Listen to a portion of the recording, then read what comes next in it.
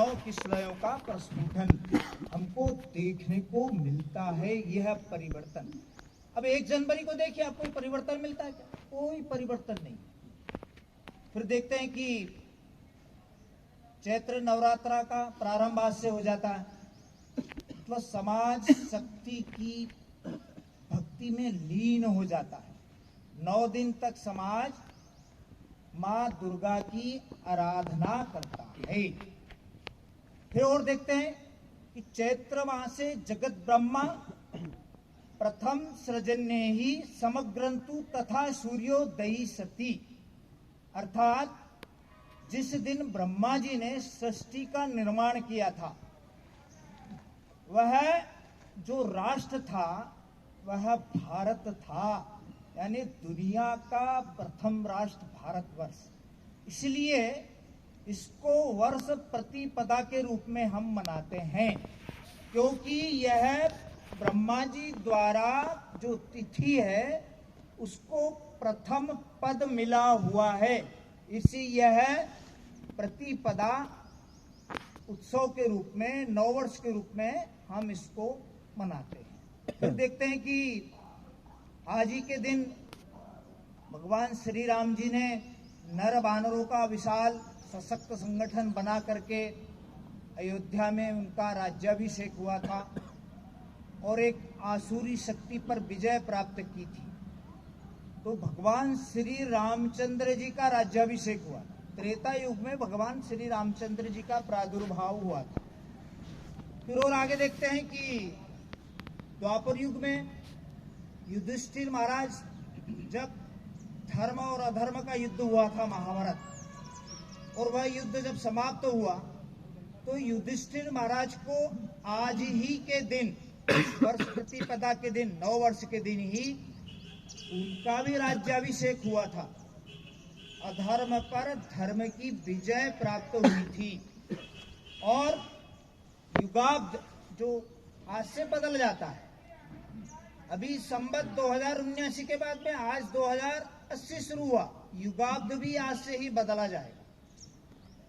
फिर और देखते हैं कि विक्रमादित्य, कलयुग में राजा विक्रमादित्य हुए, शालिवाहन शक के नाम से। उनकी सभा में 9 रत्न थे, व्याकरणाचार्य, वररुचि, घटकरपर, कवि, शंकु, अंतरिक्ष वैज्ञानिक, कालिदास, महाकवि, अमर सिंह, साहित्यकार, बेताल भट्ट, नीतिकार, धन्वंतरी, चिकित्सक, ऐसे 9 रत्नों की सभा सिंहासन 32 किसी कालखंड में हम पढ़ते थे, लेकिन वह भी पाठ्यक्रम से समाप्त कर दिया गया। ऐसे विक्रमादित्य महाराज ने शकों को हरा करके विक्रम संवत चलाया था, उनका भी राज्याभिषेक आज के दिन हुआ था। तो और उसके आगे चलते हैं, काल क्या है? तो हम एक महापुराण में, भगवत कथा में एक कथा सुनते हैं। राजा परीक्षित महामुनि सुखदेव से पूछते हैं कि काल क्या है, काल की गणना क्या है? तो उसका उत्तर उन्होंने जो दिया था, विषयों का रूपांतरण ही काल है, वह अव्यक्त को व्यक्त करता है, वह काल है। ऐसा महामुनि सुखदेव ने राजा परीक्षित को उत्तर दिया। महामुनि सुखदेव द्वारा जो वर्णित छोटी इकाई है, उसका वर्णन करते हुए उन्होंने आगे लिखा है कि हमारे जो पूर्वज थे, लोक लोकांतरण में भ्रमण किया करते थे।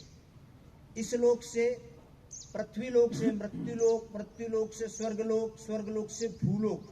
तब उनको इतनी व्यापक काल गणना जानने की आवश्यकता थी। अपन देखते हैं, नारद मुनि का एक उदाहरण आता है, कभी इस लोक में चले गए, कभी विष्णु लोक में चले गए, कभी पाताल लोक में चले गए, तुरंत प्रकट हो जाएगा। तो उसके पीछे कारण क्या था? योग वशिष्ठ सदग्रंथ में इसका पूरा पूरा वर्णन है। वो कैसी काल गणना है कि 2 परमाणु का 1 अणु, 3 अणु का 1 त्रसरेणु, 3 त्रिश्रेणु की 1 त्रुटि, 3 त्रुटि का 1 वेद, 3 वेद का 1 लव, 3 लव का 1 निमेष, 5 निमेष का 1 क्षण, 30 क्षण की 1 काष्ठा, 30 काष्ठा की 1 कला, 30 काष्ठा का 1 मुहूर्त,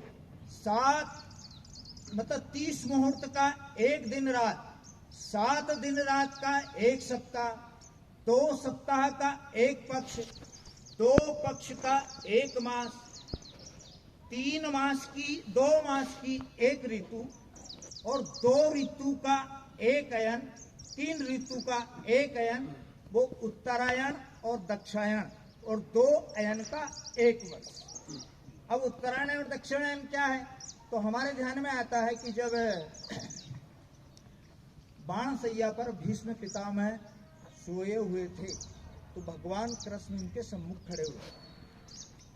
वो उस समय उत्तरायण, उनको इच्छा मृत्यु का वरदान था, तो उनकी इच्छा थी कि मैं जब इस लोक से जाऊं, क्योंकि उनकी इच्छा और मृत्यु का वरदान मतलब भीष्म पितामह, उनकी मन की हार्दिक इच्छा थी भगवान मेरे सम्मुख खड़े रहें। तो उन्होंने कहा कि भगवान मुझे इतना बड़ा दंड क्यों मिला, बावण सैया पर 52 दंड मुझे क्यों रहना पड़ा। तो भगवान ने उत्तर दिया था कि तुमने द्रौपदी का चीरहरण होते हुए देखा था, इस कारण तुमको ये सजा मिली है।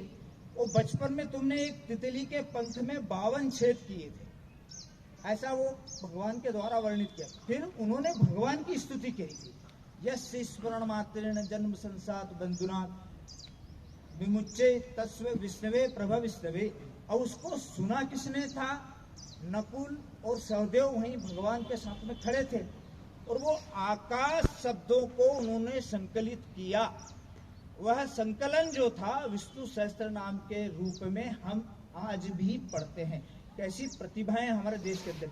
शब्द वेदी बाण तो हमने सुना, कौन कौन चलाते थे, पृथ्वीराज चौहान चलाता था, लेकिन शब्दों को आकाश में से इकट्ठा करना और उनका संकलन करना, ऐसे नकुल और सहदेव ने पूरा का पूरा संकलन उसमें करके विष्णु सहस्त्र नाम के रूप में हम उसको पढ़ते हैं। 130-135 श्लोकों का पूरा संकलन है। फिर उन्होंने आगे बताया कि यह तो सूक्ष्मतम काल गणना हुई, फिर घटी है, फिर पल है, फिर अक्षांश है, फिर देशांतर है, फिर सेकंड का 100वां हिस्सा है। यह सब हमारे पूर्वज बहुत अच्छे से जानते थे। अर्थात ज्योतिषी अगर सही रूप में आपकी गणना करके आपका जन्म कब हुआ, किस समय हुआ, किस पक्ष में हुआ, कौन सी तिथि थी, तो वो आपका पूरा का पूरा भविष्य बता देंगे कि आप इतने वर्ष जियोगे, आपका ये भविष्य है। अगर इसमें त्रुटि रहेगी तो वो काल गणना हमारी समाप्त हो जाती है। उसके बाद में फिर एक और ध्यान में आता है कि हमारे यहाँ त्रिकालदर्शी महापुरुष हुआ करते थे। चेहरा देख करके किसी का चेहरा देखा और बता देते थे। तो एक बार क्या हुआ कि राजा जनक की सभा में याज्ञवल्क्य ऋषि पधारे। जनक जी ने उनका स्वागत किया, फिर पूछा कैसे आना हुआ, बताया कारण। तो जीत पड़ गए राजा जनक। बताइए, बोले मेरी पत्नी पूर्व जन्म में क्या थी। बोले मत पूछो। जीत पड़ गए तो मैं बता दूं। बोले हाँ बताओ। तो उन्होंने कहा आपकी पत्नी पूर्व जन्म में आपकी माता थी। सुनकर के बड़ा आश्चर्य हुआ। मतलब ऐसे त्रिकालदर्शी महापुरुष देश के, इस राष्ट्र की विभूतियां हमारे देश के अंदर रही है। फिर देखते हैं कि बृहत्तम काल गणना क्या है, तो कलयुग की अवधि हुई 4,32,000 वर्ष, द्वापर की अवधि हुई 8,64,000 वर्ष, फिर त्रेता युग की अवधि हुई 12,96,000 वर्ष, और सतयुग की अवधि हुई 17,28,000 वर्ष। आप इसको जोड़िए तो 43,20,000 उत्तर आया। यह एक चतुर्युगी हुई, और 71 चतुर्युगी का एक मनवंतर हुआ। 43,20,000 में हमने 71 का गुणा किया तो उत्तर आया हमारा 3,06,72,000 वर्ष। अब एक मनवंतर का और 14 संध्यांश धन 15 सतयुग का योग, अर्थात 3,06,72,000 गुणित 14 धन 28,000 गुणित 15, उत्तर आया 4 अरब 32 करोड़ वर्ष। यह एक कल्प हुआ। 4 अरब 32 करोड़ वर्ष यह ब्रह्मा का एक दिन हुआ। जितनी अवधि का दिन उतनी अवधि की रात। 4 अरब 32 करोड़ में हमने जब 2 का गुणा किया, उत्तर आया 8 अरब 64 करोड़ वर्ष। 8 अरब 64 करोड़ वर्ष में हमने 360 का गुणा किया। वह ब्रह्मा के जब 100 वर्ष होते तब विष्णु का एक निमेष होता है, तो हमने उसमें 360 का गुणा किया तो उत्तर आया 31 खरब 10 अरब 40 करोड़ वर्ष।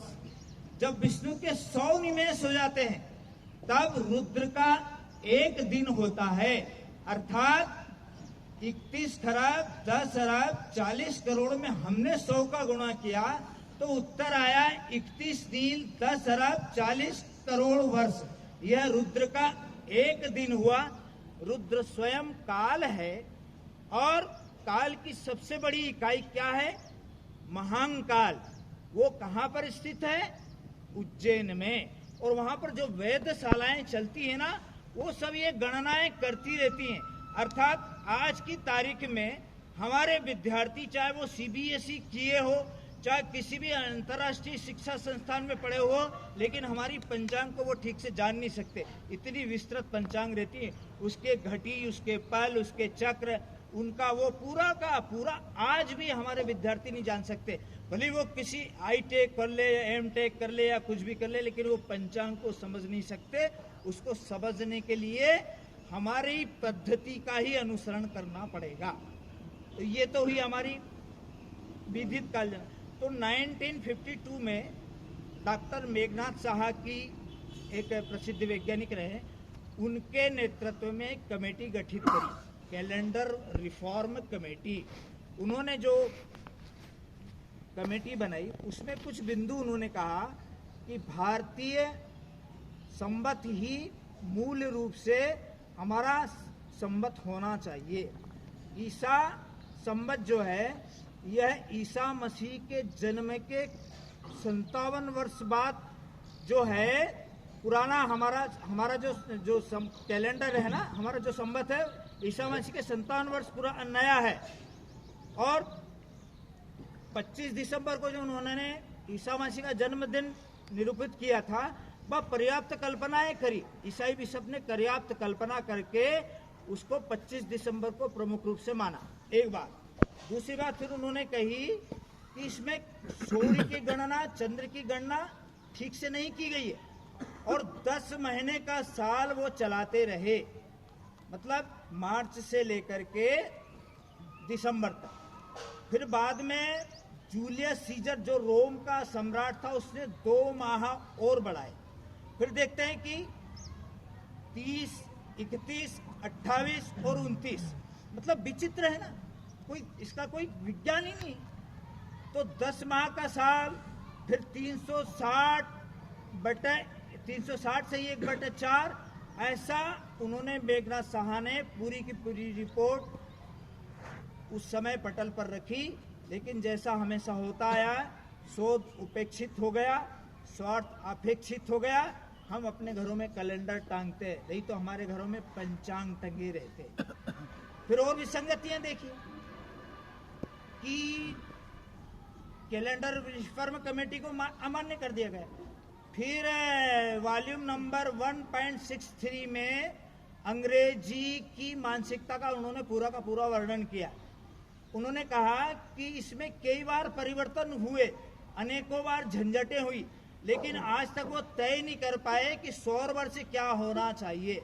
फिर उन्होंने इसके 2 भाग किए, बीसी अर्थात बिफोर क्रिस्ट, फिर एडी एंड डोमिनी अर्थात and the year of our Lord, उसके 2 भाग किए। उन 2 भागों का ये परिणाम रहा कि ईसा मसीह के जन्म के बहुत समय तक ये पद्धति प्रचलन में ही नहीं आई। फिर रोम नगर से 753 वर्ष पूर्व वहां के जो राजा थे नुमा पिम्पोलिस, उन्होंने इसको लागू किया और जूलियस सीजर ने 2 माह और बढ़ाए। कौन कौन से? मार्च से दिसंबर तक तो था, जनवरी और फरवरी 2 मार्च बढ़ा करके उसको पूर्ण किया। एक ये विसंगति होगी। अब देखिए हमारे यहाँ हिंदू महीनों का नामकरण कैसे हुआ? जिस माह में जो नक्षत्र पूर्ण होगा वह उस माह में पूर्ण माना जाएगा। तो चैत्र का चित्रा, बैसाख का विशाखा, ज्येष्ठ का ज्येष्ठा, आषाढ़ का आषाढ़ा, श्रावण का श्रवण, भाद्रपद का भाद्रपद, अश्विन का अश्विनी, माघ का मघा और पुष्य का पुष्य, है ना। फिर फाल्गुन का फाल्गुनी, वैशाख का विशाखा और उत्तरा फाल्गुनी, दक्षिणी फाल्गुनी, वो बड़ा विस्तृत विवरण है। अब उन्होंने नामकरण कैसे किए? या तो किसी शब्द या किसी त्योहार के नाम से। पहला महीना मार्च का, मार्च यानी मार्स, मंगल देवता के नाम से उन्होंने उसका नाम रख दिया। फिर अप्रैल, एप्रिट यानी खुलना। फिर माइमो, रोम की देवी, उसका नाम मई रख दिया। जूनो, स्वर्ग की रानी, उसका नाम उन्होंने जून रख दिया। अगस्टस, रोम का राजा, उसका नाम अगस्त रख दिया। सितंबर शब्द, अक्टूबर शब्द, नवंबर शब्द, दिसंबर शब्द, जनवरी जेनस जो रोम का एक त्योहार होता है, फरवरी फेबुआ रोम का एक उत्सव होता है। इस प्रकार से उन्होंने उसका नामकरण किया। अर्थात शुरू से ही विवादित रही है काल्पनिक गणनाएं। फिर क्या हमारी पद्धति आज प्रचलन में है? तो एक उदाहरण आता महापुराण में कि एक प्रसिद्ध वैज्ञानिक आइंस्टीन रहे हैं, उन्होंने कहा है कि काल की प्रत्येक गणना विभिन्न ग्रहों पर अलग अलग होती है। फिर उन्होंने उसका द्विक और सापेक्षता सिद्धांत का वर्णन किया। उसमें उन्होंने कहा कि किसी भी समय काल अर्थात समय अनेक ग्रहों पर अलग अलग स्थानों पर रहता है। तो इसके एक महापुराण में वर्णन आता है कि महाराजा रेवतक अपनी पुत्री को लेकर के एक बार ब्रह्मलोक को गए। ब्रह्मलोक को गए तो वहां गंधर्व गान चल रहा था। ब्रह्मा जी ने थोड़ी देर जब वहां पर रुके और उनसे पूछा कि कैसे आना हुआ, रेवतक तुम कैसे आना हुआ? तो रेवतक महाराज ने कहा, अपनी पुत्री रेवती को भी साथ में लेकर के गए थे। तो रेवतक महाराज ने कहा कि आपने मेरी पुत्री के लिए कोई वर का जन्म दिया है कि नहीं? तो ब्रह्मा जी जोर से हंसे। हंसने के बाद में वो जो काल गणना का वर्णन किया गया तो उसमें ये हुआ कि जो जितनी देर रुके उतनी देर में पृथ्वी पर 43 चतुर्युगी बीत चुकी थी और 27वीं चतुर्युगी